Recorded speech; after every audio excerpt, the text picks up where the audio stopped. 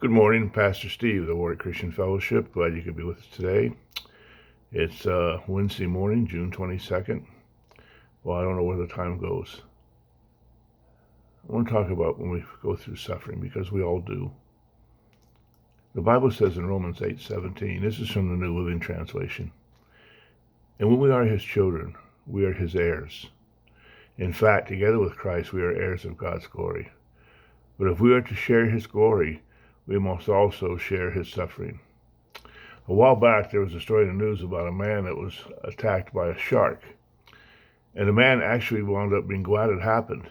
It turns out when he went to the hospital for treatment, the doctor found that the guy had some cancer, and he had a tumor they were ever able to remove before it metastasized.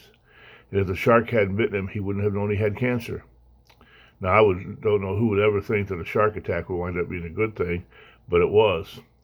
In the same way, when we have spiritual attacks, spiritual trials that come in our lives, there are opportunities to turn to the Lord and trust him.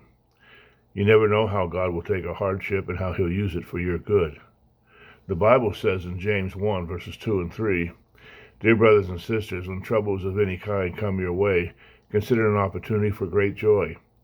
For you know that when your faith is tested, your endurance has a chance to grow." Now, a lot of people struggle with that verse. They say, well, I don't find it joyful when troubles get in life. Nobody says you're supposed to jump up and down if you fall and break your arm. But God can use these things for good, and it gives you a chance to relate and work with God. If you did the original Greek, that troubles of any kind would read many-colored trails. Hardships that are different from what somebody else is going through, but it's something that you still have to go through. It's part of your life. So when things look bleak, God ultimately will work all things for his glory and for your good. God's in control of all circumstances that surround each believer. Remember, before Satan could bring a hardship to Job, he had to get permission from God.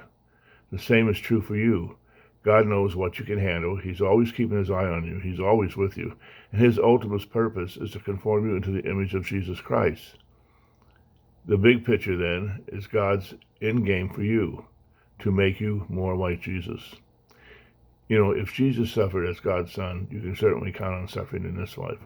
No matter what you're going through now, know this, that God is at work in your life, and he works all things for good. I hope this helps you. I hope you have a wonderful day. I hope we see you again tomorrow. God bless you. Be well, friends.